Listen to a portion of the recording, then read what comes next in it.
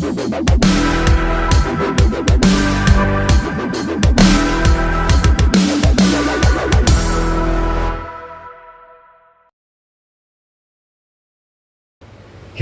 akan lihat kebenaran firman Tuhan Bapak Ibu di dalam Mazmur 37 ayat yang keempat. Satu ayat saja lah ya.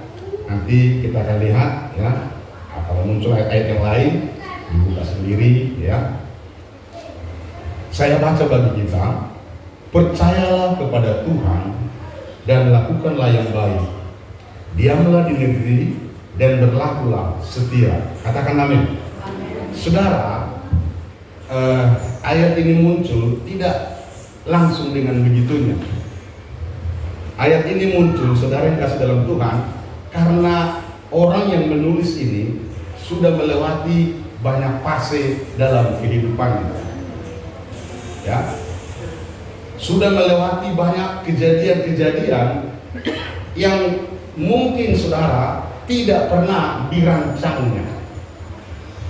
Saya tidak pernah merancang saya untuk menikah dengan psikologis, itu nggak pernah saudara. Dulu waktu kami masih SMA, kami ada lebih kurang 11 orang ya dalam geng kami.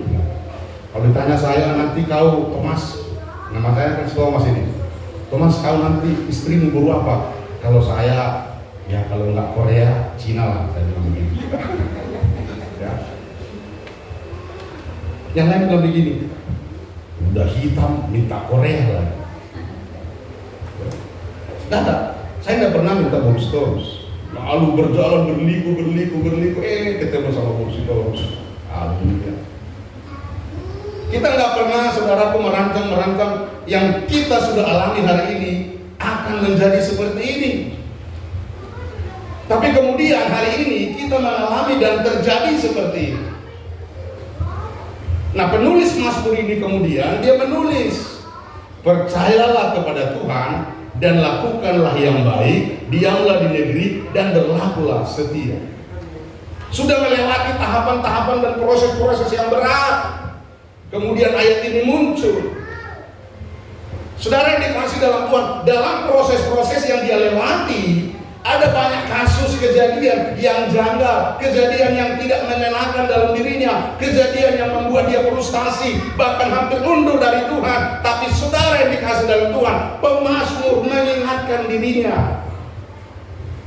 Dan setelah dia ingatkan dirinya, dia ingatkan orang lain yang mungkin akan membaca firman ini, yaitu jemaat yang ada di Bethesda. Amin. Dia ingatkan jemaat ini, dia ingatkan ibu gembala di tempat ini, saudara. Dia ingatkan saya, haleluya. Ya, saudara, menantikan mujizat Tuhan di dalam kehidupan kita, seperti yang dialami oleh pemazmur ini. Menantikan hal-hal yang hebat di dalam dirinya, tidak mudah, ya, tidak gampang. Ya. Tetapi saudara yang dikasih dalam Tuhan, pengiringan kita kepada Tuhan, kalau tidak disertai mujizat, kalau tidak disertai dengan hal-hal yang hebat, sulit bagi kita untuk memberikan sebuah cerita yang baik kepada anak cucu kita. Saya ingat ada satu kisah saudara di dalam kitab Yosua. Setelah bangsa Israel melewati Sungai Yordan. Lalu Yosua berkata begini, kalian semua 12 suku Israel, ambil batu, lalu letakkan di sini. Diletakkan batu, plak.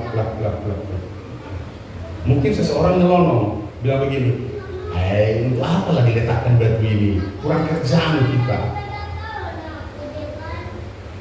Tapi saudara yang kasih dalam Tuhan, Yosua berkata begini, nanti suatu kali kelak, jika anak cucumu bertanya kepadamu, mengapa batu ini ada? Engkau akan ceritakan, satu, kita pernah melewati laut.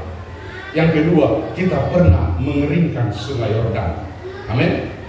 Kita pernah. Dan itu tidak sedikit, 2 juta orang, saudara. Bayangkan, 2 juta orang. Masih lebih banyak orang yang melintasi Sungai Yordan ini daripada saudara yang kasih dalam Tuhan. orang yang ada di Kota Padang. Padang sekarang penduduknya 1,3, 2 juta orang, saudara. Saudara dikasih dalam Tuhan, batu itu menjadi peringatan bahwa nenek moyangmu pernah mengalami banyak mukjizat, dan anak ini pasti akan tercengang-cengang, anak ini akan terheran-heran. Wih, iba dope pungnang, amin. Wih, buburu dope pungnang, wih, si bola laut, amin. Asal orang si bola hutan, haleluya. Beda kalau si bola laut, ya luar biasa. Ada kalau bola si bola hutan bahaya. Saudara. Tetapi saudara yang perlu kita pahami di sini, bagaimana untuk mengalami mukjizat itu. Bagaimana mukjizat itu terjadi dan menantikan mukjizat ini tidak mudah. Tidak mudah. Sebabnya dikatakan begini, yang pertama, percayalah kepada Tuhan. Haleluya. Amin. Percayalah kepada Tuhan. Ya. Minggu yang lalu Bapak Ibu, saya membuka diare, ya. Diare bukan penyakit, diare itu buku harian saya. Ya, buku harian saya ini tebalnya seperti ini. Dulu saya rajin, semua kegiatan saya tulis di situ. Sudah saya bosan, setelah saya menikah saya jadi bosan menulis, karena semua diare kehidupan saya ditulis istri saya di hati. Hari ini kau jubul, hari Selasa kau merdadi, banyak sedang. Bayangkan, dia tulis di situ. Khotbah saya dia tulis penuh. Nanti saya bawa sama Ibu Gembala, ya, sebagai contoh dan sampel, ya. Bila penting bikin di YouTube. Haleluya. Bayangkan saudara, saya lihat, ternyata kemarin itu, minggu yang lalu itu, saya benar 30 tahun melayani di Mentawai. Saya bilang sama istri saya, udah 30 tahun saya melayani di Mentawai ini loh. Iya ya. Lalu kami mulai buka-buka album lama, album lama, nostalgia kenangan. Saya masuk, berat badan saya 56 kilo, 56 kilo. Lalu kemudian dalam perjalanan waktu sampai tahun 1998 saya diterpa sakit penyakit malaria plus malaria. Akhirnya berat badan saya turun sampai 52. Tahun 1998 saya menemukan jiwa saya kembali.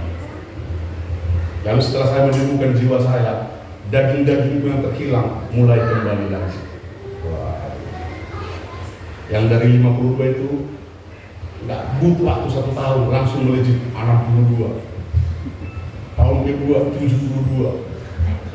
Tahun ketiga 82. Bayangkan saudara. Tahun kelima 92. Tahun ke-7 102. Terus sampai 122, 112, 122, dan terakhir 132. Haleluya. Nah, saya bilang ini semua terjadi karena 2 hal, Allah yang baik dan istri yang baik. Amin. Amin. Amin. Amin. Haleluya. Saya datang melayani di tempat ini dulu Bapak Ibu. Pertama kali saya ketemu dengan Ibu Gembala ini. Ibu Gembala inilah yang menuntun saya berjalan sampai ke Katir. Dia di depan. Kalau sekarang dari pas bergerak. Kalau dulu dia lincah sekali, seperti metro mini. Saya lihat dari belakang lincah kali ya. Karena dulu memang masih kutilang sekarang. Kurus, tinggi, langsing. Masih kurus. Wah, sekarang saudara, puji Tuhan, karena ada jemaat yang baik. Amin. Ada Tuhan yang baik, suami yang baik. Haleluya. Pak Hombing ini pun dulu bisa bersembunyi di balik HP saya ini. Tidak benar. Tapi terus sekarang luar biasa. Saudara, menantikan mujizat. Dalam pelayanan 30 tahun ini, saudara yang kasih dalam Tuhan, saya mulai ingat-ingat apa yang sudah Tuhan kerjakan di dalam pelayanan, di dalam kami melayani. Bukan perkara-perkara yang mudah, bukan perkara-perkara yang gampang, saudara. Saya tidak mau bilang bahwa pengalaman kami ini disulit daripada Fungsi Daniel ini. Kalau Fungsi Daniel ini kan sudah di bawah 100 tahun dia di sini. Mungkin sudah 40 tahunan lah ya. Tuh ya. Bayangkan sudah 45 tahun. Berarti kalau mungkin ibu ini dulu masuk ke Siberut, dia harus menjaga matanya dan hatinya. Saya di sana berkhotbah, saya masuk ke pedalaman, saudara. Saya lihat cewek-cewek, ibu-ibu, luar biasa, saudara. Nggak ada yang pakai baju masuk. Saya adalah Bapak Gembala di sini, biar percaya kalau ayo kita mungkin dulu. Gembala di sini kan terkenal dengan Santuri, semua Kalau saya bawa adalah di sini saya tukang masak, nggak tahu saya kalian itu bilang. Pergilah mereka ke rumah-rumah saudara, di Hulu, di Madoba. Apa yang terjadi saudara? Kalau di sini kita khotbah, jagalah hatimu. Di sana jagalah matamu. Amin. Amin. Jagalah matamu. Saya bawa dulu pendeta Ero ke sana, dia berkhotbah, saudara. Kenapa kau tutup matamu? Oh, sudah tahan lagi bro. Bahaya ini. Tapi dia begini. Kalau saya begini.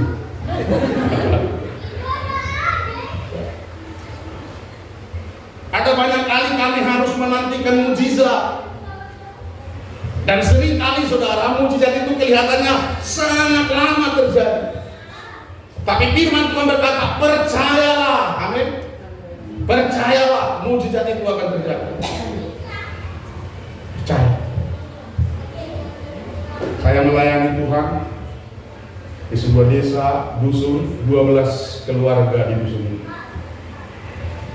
Dari sebelum itu ada satu tempat, itu cuma 12 keluarga. Teman saya bilang begini sama saya, Mani, seandainya Tuhan pakai kau luar biasa, dan orang mati bisa kau bangkitkan di sini. Lalu semua orang ini menjadi percaya, cuma 12 kakaknya jemaat. Saya bilang begini, benar juga. Masa cuma 12 kakak jemaat? Sedangkan gembalaku jemaatnya sampai 1000 kakak. Dia kasih ini. Wah, nggak benar lagi ini. Lalu dia bilang, nggak panggilan kau di sini. Lalu saya ingat teman saya di sekolah Alkitab, ada seorang murid yang sudah agak tua yang memang kasih tinggal. Dia sudah gembala sekolah. Dia bilang begini sama saya, Mani, percayalah kau, kalau kau setia melayani Tuhan, pasti Tuhan hiburkan sama kau minimal 1 orang 1 tahun. Saya masuk ke sana baru 2 minggu, dan saya harus setia menunggu, saudara. Betul, di akhir pelayanan saya menerima 1 orang menerima Yesus. Makanya saya tak menyesal sebenarnya. Seandainya saya langsung masuk grupnya Pak Sikombi dan Santuri ini kan, sudah banyak teman saya. Saya tunggu 1 tahun. Saya akan menunggu yang 1 keluarga ini 1 tahun. Dan kemudian 1 keluarga ini saya layani 10 tahun pula. 1 tahun. 1 keluarga 10 tahun, Bapak ini. Makanya kalau ada sekarang hamba Tuhan, kami cuma 4 orang. Loh, emang kenapa kalau 4 orang? Kami sedikit. Saya cuma bilang, di dalam kitab Pengkhotbah ada ayat yang mengatakan, jangan katakan kepada anakmu, kami dulu, sebab akan menimbulkan kekesalan di dalam hatinya. Dalam hati saya, tidak usah saya bilang. Saya cuma bilang, percayalah, bahwa suatu ketika mujizat akan terjadi dalam pelayanan. Saya stop istri saya ngomong, jangan ceritakan kesulitan kepada mereka. Ceritakan bagaimana pertolongan Tuhan yang engkau alami kepada mereka, supaya mereka dikuatkan di dalam melayani Tuhan. Haleluya. Saudara, 30 tahun ayat ini berkata, percayalah kepada Tuhan, tetap berpegang teguh kepada Tuhan walaupun kelihatannya mujizat tidak ada. Walaupun mujizat tidak ada. Tetapi saya percaya ketika kita tetap berpegang teguh kepada Tuhan, percaya kepada Tuhan, maka di sana mujizat akan Tuhan nyatakan. Amin. Amin. Haleluya. Elia berkata kepada Elisa, Elisa, kamu naik dulu ke bukit. Elisa naik. So kemudian dia turun. Dia panggil Om sama si Elia. Om, nggak ada apa-apa. Coba dulu naik ke atas. Kau kan masih muda, matamu belum pakai kacamata. Kalau aku sudah rabun, coba tengok baik-baik ke ujung sana. Dia naik sekali lagi. Lalu ketika dia naik, dia turun. Nggak ada apa-apa Om. Coba naik sekali lagi.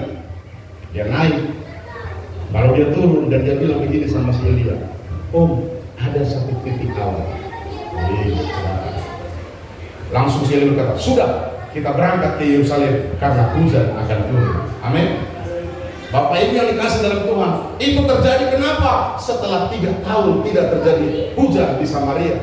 Mengapa hujan tidak turun, saudara? Elia yang bikin hujan tidak turun. Dia minta kepada Tuhan supaya Tuhan tidak menurunkan hujan ke negeri itu. Dia ingin lihat bagaimana orang Israel menyikapi sebuah kesulitan. Dan ternyata makin bobrok orang Israel itu. Bukan makin baik. Tapi yang namanya Tuhan Allah kita, Dia Allah yang penuh kasih. Amin. Dia balik lagi. Dia balik lagi. Nah, begitulah Tuhan terhadap kita. Seperti seorang bapak, dia sewa anaknya, dia pergi. Duduk dia di warung, duduk di depan rumah minum kopi. Saudara, yang dia minum kopi warna hitam, tapi dari matanya keluar air yang berwarna putih. Lalu kemudian dia keluar, gitu dia bayang nangis, dia nangis. Mungkin egonya saudaraku dia tidak boleh nangis, tapi dia bilang sama istrinya, cepat panggil dia, bawa dia pulang, kasih dia makan. Itu orang tua. Yang setuju katakan amin. Haleluya.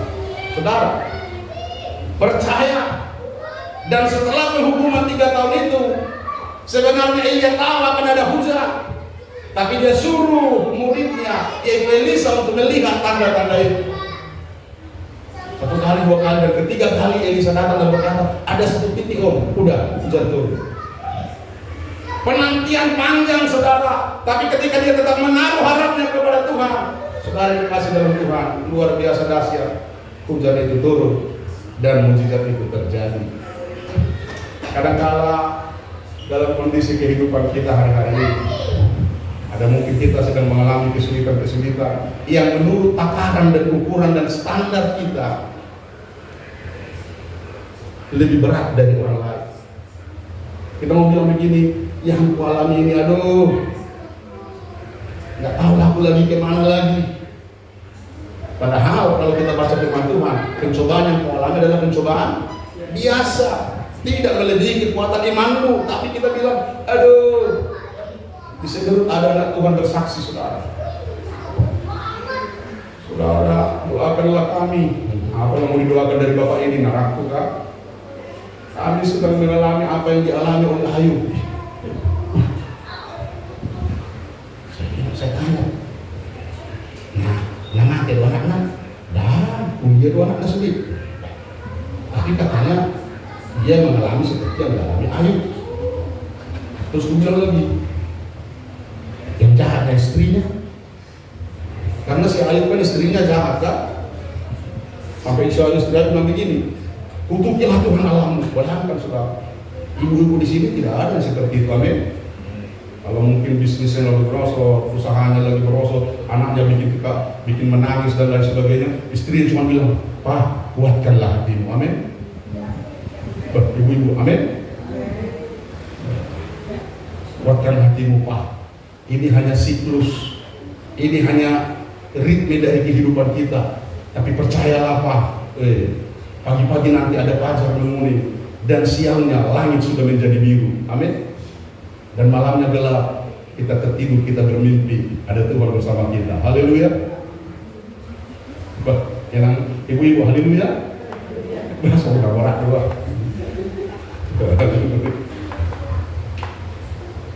Percaya. Yesus bertemu dengan Petrus. Petrus ini umurnya lebih tua daripada Yesus.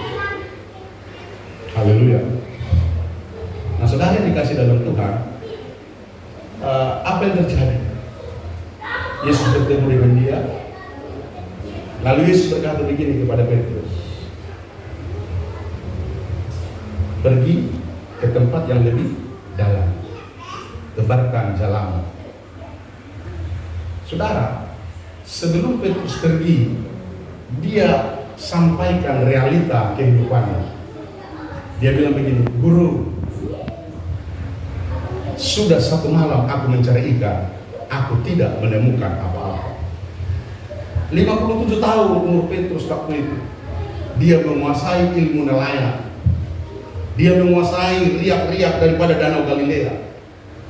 Dia tahu kapan ada ikan dan kapan tidak ada ikan. Dan dia berkata, "Guru, sudah 1 malam aku mencari ikan dan aku tidak menemukan 1 ekor pun." Ini fakta realita. Dalam kehidupan kita mungkin hari-hari ini aku sudah berusaha, aku sudah lakukan semuanya, aku sudah bekerja dan lain sebagainya dengan segala kemampuan, ilmu yang kumiliki, manajemen yang kumiliki, semua sudah kucoba, tapi tidak ada hasilnya. Tapi ada tapinya nih, karena Tuhan yang suruh. Amin. Karena Tuhan yang suruh, aku akan pergi. Saudara, adalah sangat mudah bagi kita bersyukur, memberi, menolong orang lain ketika kita diberkati oleh Tuhan.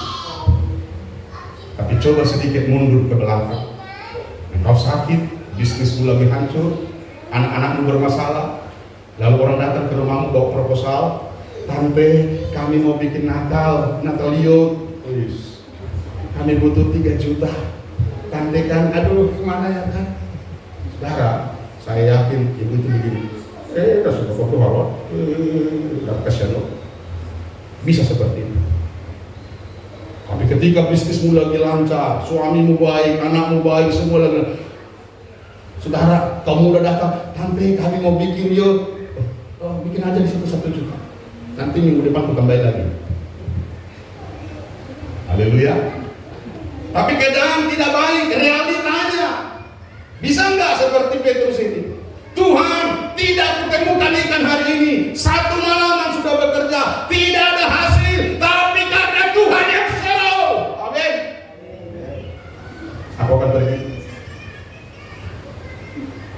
Adakah Yesus berkata begini, "Kamu pergi tebarkan jalamu dan engkau akan mendapat banyak"? Tidak ada.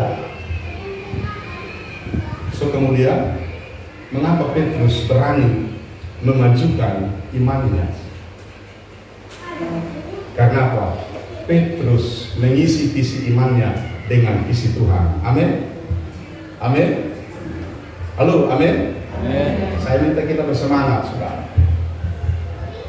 Saudara yang kasih dalam Tuhan, dalam Kejadian pasal yang ke-26, pasal yang ke-22. Pada waktu itu akan terjadi, Ishak akan dikorbankan di Bukit Moria. Abraham mempunyai seorang pengerja yang bernama Eliezer. Mereka mulai jalan. "Eliezer, sini, kita berangkat ke Bukit Moria." "Ngapain om?" "Ini nih, anak ini diminta Tuhan untuk dikorbankan di sana." Eliezer tidak mau tahu. Dia pekerja yang setia. Ya, om ini bilang mau dikorbankan, korbankanlah. Ayolah, mereka jalan. Tiba di bawah Bukit Moria. "Eliezer, kamu tinggal di sini.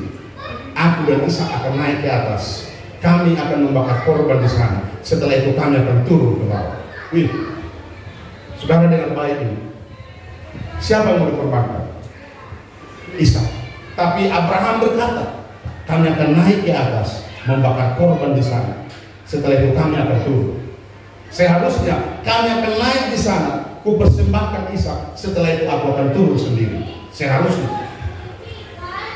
Tetapi apa yang membuat Abraham berani berkata kepada Eliezer, kami pergi bersama mempersembahkan korban kepada Tuhan, dan setelah itu kami akan pulang bersama mendapat korban yang bukan korban, berkat yang lebih hebat lagi. Amin.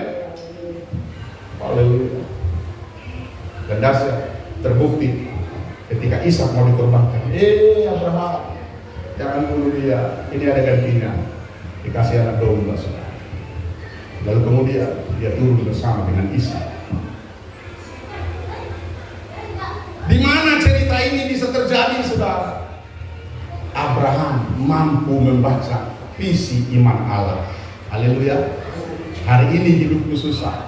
Hari ini bisnisku sedang kacau. Hari ini suamiku sedang seperti ini. Hari ini anak-anakku sedang bikin ulah bikin masalah. Tapi aku percaya ketika aku berjalan bersama dengan Tuhan, mungkin kelihatan lambat, tapi tidak akan pernah terlambat. Dan saya pertama, tahun Yobel yang daripada Tuhan akan terjadi dalam hidupku, karena aku tahu Tuhan yang berfirman, Dia tidak pernah gagal. Katakan amin. Haleluya. Tidak pernah gagal. Ini masih nomor 1 ini. Percaya kepada Tuhan. Saya lihat sudah setengah jam. Haleluya. Saya akan ringkaskan tugas saya. Di mana nanti saya dapat waktunya selesai. Haleluya. Yang kedua, saudara, terus lakukan yang baik. Ayat ini berkata, percayalah kepada Tuhan dan lakukanlah yang baik. Haleluya. Lakukan yang baik. Saya mulai dari sebuah kesaksian Bapak Ibu. Waktu kami mulai membuka pelayanan di Munte itu, saya punya uang. Ada uang saya karena kami melayani di Malilimo. Lalu saya ajaklah istri saya ini pindah ke Munte. Ya. Kita pindah aja lah ke Munte, anak kita sudah mau besar, nanti dia sekolah.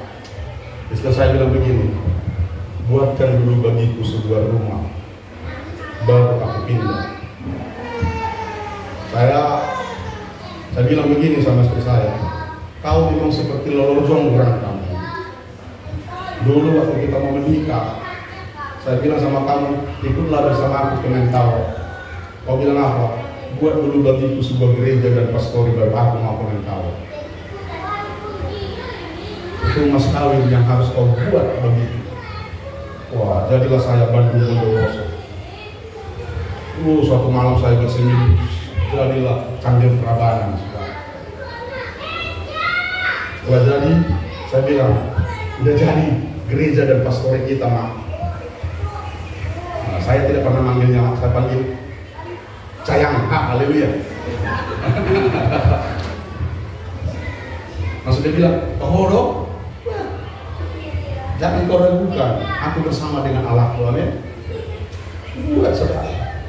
3 bulan saya bangun gereja, berdiri, lalu kami bangun pastori, walaupun kecil, diadakan. 10 tahun kami melayani di sana. Ada tawaran untuk pindah ke Munte. Dia bilang lagi sama saya begini, buat dulu bagiku pastor. Kalau enggak mau pindah ke Munte. Wah, saudara. Saya bilang begini, gimana caranya saya mau bikin pastori, nggak ada uangku. Kan uangku yang ada. Bagus, baik istri saya, dia akan begini. Ini ada uangku 6 juta, buatlah rumah dengan harga 6 juta. Dia kasih uangnya 6 juta itu. Saya tumbang kayu, saya sensor, saya bangun sendiri, selesai, 1 bulan selesai. Saya bilang, sudah selesai istana kita, pindah. Dia pindah. Tapi cerita baru dimulai di sana, saudara. Ceritanya di mana? Kami mulai pelayanan itu, kami nggak punya apa-apa lagi. Sementara semua hamba-hamba Tuhan, waktu itu masih ada sekitar 10 hamba Tuhan, semua numpuk di gereja saya, numpuk di pastori saya. Saya bilang sama istri saya, kita berdua mungkin tidak makan nasi, tapi tamu kita jangan pernah tidak makan nasi. Kalau hamba Tuhan sudah pergi, saya pergi cari satu, saya makan satu. 6 bulan Bapak ini. Saya dengan istri jadi pintar saya masak satu, pintar saya bikin syurga, pintar saya bikin kapur, dan puji Tuhan, istri saya sangat bahagia dengan dia. Amin. Kalau mungkin dia bilang, kalau saya apa maksudnya? Nah, kalau dia bilang, malah semangat dia menemani saya. Tiba-tiba datang rombongan saudara. Pendeta dia bawa istrinya, anaknya 3. Si Jeffrey dia bawa istrinya, dia bawa anggotanya lagi, jemaatnya 2. Ya kan? Si Abraham dia bawa anaknya 2, 4 orang. Ya kan? Lalu si Gombing dia bawa lagi istrinya. Si Joni dia bawa anaknya 2. Ngumpullah kami di situ saudara kasih dari Tuhan 9 keluarga. Saya mulai stres. Saya sudah janji sama istri saya, hamba Tuhan harus dikasih makan nasi. Kalau mungkin sekarang ada PHP, kasih makan PHP. Tapi kamu nggak punya uang sekarang. Sementara anak saya yang pertama mainannya tinggi. Anak saya pertama ini, si Daniel ini, dia harus minum susu. Dia nggak ngerti kondisi pelayanan. Cucu mak. Tunggu besok hari Minggu. Haleluya.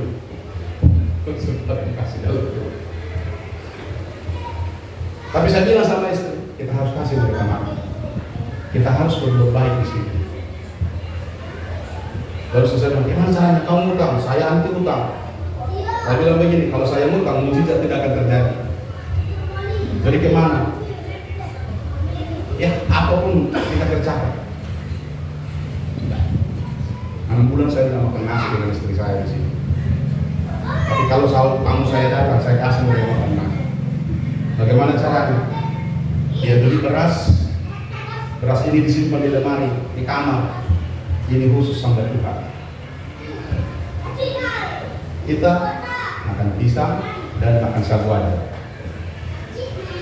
Haleluya. 6 bulan.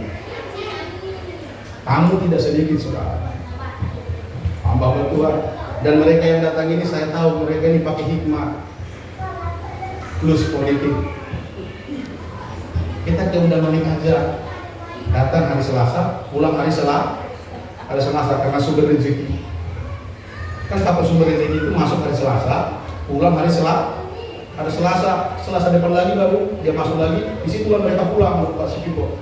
Kita ke sana aja. Ngumpul di situ sudah. Wajah-wajah yang penuh dengan kemuliaan. Haleluya. Haleluya. Istri saya bilang, haleluya. Bayangkan aja saudara. Seiring berjalannya waktu, kami ngumpul saudara 12 keluarga, bawa anak masing-masing 4, 2 dari 4 orang, 44 orang. Saya masak 4 kilo pagi, 4 kilo siang, 4 kilo malam, 12 kilo satu hari, dan 1 minggu pun. Ngasih makan aja gak ada masalah. Ngasih makan itu gak ada masalah. Saya yakin kalau saya nginap di rumah jemaat Tuhan yang ada di sini, tidak akan masalah saya nginap di sini. Walaupun mungkin jemaat bilang, gue mang apa di tahun, tidak masalah. Tapi yang jadi masalah perangai saya. Hati ini harus mampu, saudara.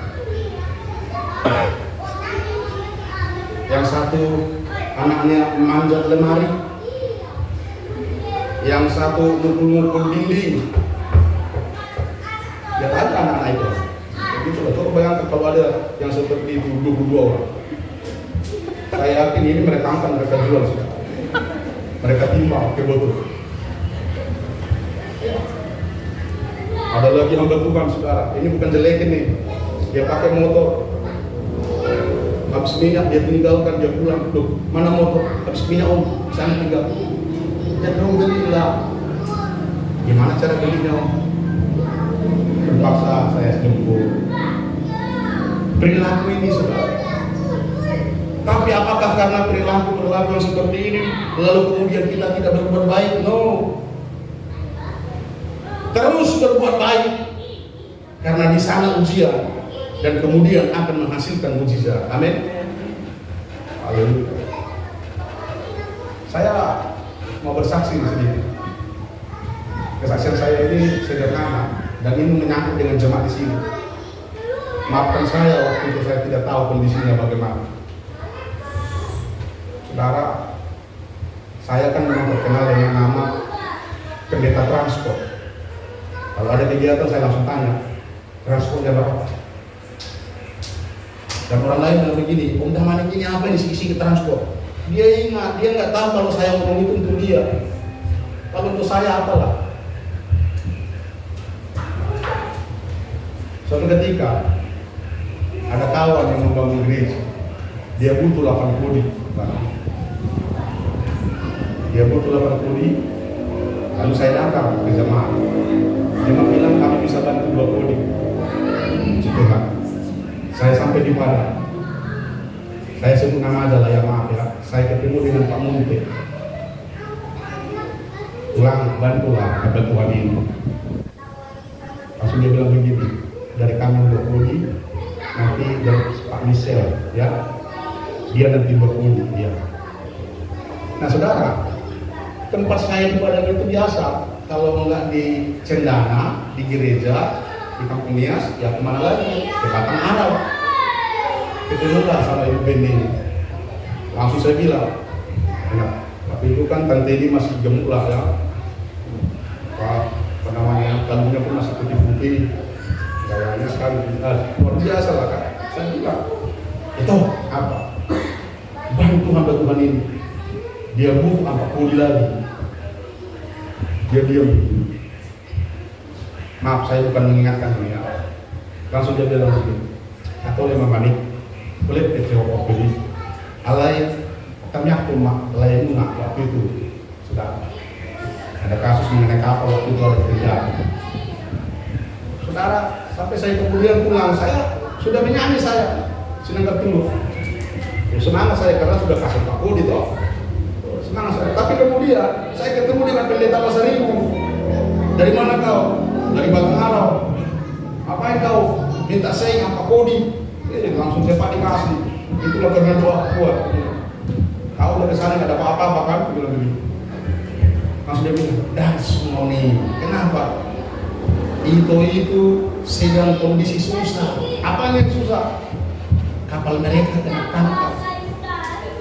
Terus lain itu sedang ada di penjara. Untung tidak ada handphone saya waktu itu. Kalau ada saya telepon, batal 4 kodi. Tapi saya bilang, loh, tapi tetap ibu itu kasih. Tetap berbuat baik. Amin. Amin. Saya mau ceritakan ini begini Bapak Ibu. Saya bilang di zaman saya, kalau orang tidak bisa bertobat karena engkau pintar mengutarakan kebenaran firman Tuhan, maka dia bisa bertobat karena kesaksianmu. Kekurangan gereja kita sekarang adalah kesaksian. Ada 2 hal yang membuat kesaksian itu buruk. Satu, dari orang yang bersaksi itu berpikir begini, kalau aku saksikan nanti om, dibilang aku sepanggaro. Saya bilang sama jemaat, ibu bersaksi. Ibu sudah S2, ibu dari pegawai honor, sekarang jadi seorang yang hebat. Ibu harus bersaksi. Nanti saya nanti dibilang yang ketentang-ketentengan. Enggak. Ibu bisa bilang, dulu saya bukan siapa-siapa, dulu saya tidak punya apa-apa, tapi karena Tuhan bersama dengan saya, Tuhan menolong saya jadi seperti ini. Mungkin orang yang dulu di sana akan bilang, oh nani, gitu. Kesaksian. Makanya sampaikan ini sudah. Saya ingatkan, berbuat baik. Ada satu keluarga di Sabta dan dia seorang janda. Di antara kemarau yang berkepanjangan 3 tahun itu, firman Tuhan turun kepada Elia. Elia, kamu pergi ke Sarfat. Di sana kamu nanti akan bertemu dengan seorang janda, dan janda itu akan memelihara hidupmu. Seandainya firman itu turun kepada saya akan berpikir 7 kali untuk menemui janda itu. Janda usia, bagaimana ini saudara? Tapi karena Elia juga dalam kesulitan tidak makan, mau janda mau apa, pakai pokoknya pergi ke sana. Dia ketemu dengan janda ini. Janda ini ternyata punya anak satu. Mereka sedang mengambil kayu. Dan dia berkata, "Hei, Bu, apa? Mau kemana?" Ini cerita begitu. Lalu kemudian begini, tolong dulu ya, masakan makanan sama saya. Ibu janda ini menyampaikan realitanya. "Om, aku ini ngambil kayu. Setelah ini kami pulang ke rumah. Lalu kami masak roti. Setelah itu kami makan. Setelah itu kami mati." Lalu apa yang terjadi, saudara? Elia berkata begini, "Buat dulu bagimu, baru buat bagimu." Tapi ada satu ayat lagi di bawah itu. Elia berkata, "Setelah kau buat bagiku, ingat, engkau akan terpelihara, karena minyak dan tepung itu tidak akan pernah habis." Tapi kita naik dulu ke atasnya, saudara. Perempuan itu berkata, "Setelah kami makan, kami mati." Susah sekali, saudara yang kasih dalam Tuhan, yang sedang dialami oleh ibu ini, janda ini. Tapi mungkin begini ceritanya. Ketika mungkin dia berhenti sejenak, dia bilang sama anaknya, "Ya sudahlah, sebelum kita mati, kita berbuat baik sekali lagi." Amin. Sebelum kita mati, kita berbuat baik sekali lagi. Dan perbuatan baik itu diingat oleh Tuhan. Katakan amin. Katakan amin. Haleluya. Saya ada banyak kali mengalami kebaikan-kebaikan Tuhan. Saya tidak tahu apakah itu karena buah saya berbuat baik, saudara. Ya, saya tidak tahu. Tapi yang saya tahu, saya yakin di dalam perbuatan baik itu Tuhan bekerja. Saya dengan istri tidak pernah KB istri saya. Saya bilang sama istri saya, anak kita harus 7. Saya bilang 5, mak. Nah, ini 5 kita hoax. Saya bilang, makanya nggak ada KB ya. Lahir anak kedua. Lalu kami langsung gerak cepat, ya, supaya lahir adiknya. Ya. 5 tahun istri saya nggak hamil-hamil, sudah. 5 tahun. Sampai 2 puasa di tempat saya bilang sama hamba Tuhan, "Teman-teman, doakan saya dengan istri saya supaya kami punya anak lagi." Pasar ibu bilang, "Maju ke depan." Saya maju, saya berlutut. Jeffrey pimpin doa. Ya namanya si Jeffrey. Dia berdoa, "Tuhan, berikanlah kekuatan, berikanlah gaya, berikan kemampuan kepada kamu." Ini Jeffrey. Tapi istri saya hamil istri saya gak main-main, kembar, langsung kembar. Tapi kemudian dapat waktu persalinan. Anak pertama saya lahir di Munte, meninggal dunia. Anak yang kedua bapak ibu harus dilarikan ke badan penyelamatan. Di situ saya tawar Tuhan, kalau boleh jangan dia, bukan aku, tapi tetaplah istri saya selamat untuk menemani saya melayani. Di perjalanan anak itu sudah tidak ada lagi. Keluar, masuk di rumah sakit. Bingung pula kita waktu itu, tidak ada BPJS. Dibawa di rumah sakit, masuk jam 6. Lama sekali dokternya, bidannya diskusi mau diapain istri saya. Istri saya ini mengalami pendarahan hebat. Akhirnya apa yang terjadi, saudara? Lalu dokternya bilang, nggak usah dioperasi ya Pak, kita pakai dengan cara ini, terserah dokter. Tapi Bapak butuh 4 kantong darah. Di mana saya ambil? Di PMI. Saya pergi ke sana Bapak Ibu. Pengalaman pertama saya ke sana. Sampai di sana saya duduk. Saya bilang saya mau minta darah dulu. Lalu darahnya darah apa? Ini sebentar ya kami cek. Saudara, tiba-tiba ada turun 4 orang besar di mobil. Ibunya mancung, orang Pakistan saya rasa. Dia keluar atau orang India lah. Mereka turun. Langsung dia menuju saya. Ngapain Pak? Saya mau cari donor darah, minta darah. Oh ya sudah, kami berempat. Langsung mereka donor. Akhirnya darah yang ada di bank darah itu digantikan ke istri saya. Atau mungkin darah mereka juga, nggak tahu saya. Karena semua agak lain. Setelah darah itu masuk ke istri saya, pulang kami dari Padang, istri saya nyanyinya sudah beda. Dia jadi suka lagu India. La la la la la la la la. Aku cukup tahu lah, ada dua minit dong. Oh mungkin karena darah orang India. Dia nyanyi lagu India. Puji Tuhan lah saya pikir. Tapi saya mulai berpikir begini, kenapa orang itu dengan gampang kasih darahnya? Dan mulai hari itu saudara, saya bilang begini gitu saya setiap kali ke Padang saya akan donor darah. Saya sudah donor darah 17 kali Bapak Ibu. Setiap saya ke Padang saya kasih darah saya. Setiap kali ada saya kasih darah saya. Karena istri saya sudah hidup dari darah orang lain. Jangan berhenti berbuat baik, amin. Kalau nanti saya mau pulang, berbuat baiklah kepada saya, amin. Saya pastikan Bapak Ibu akan mengalami mujizat-mujizat yang hebat, amin. Saya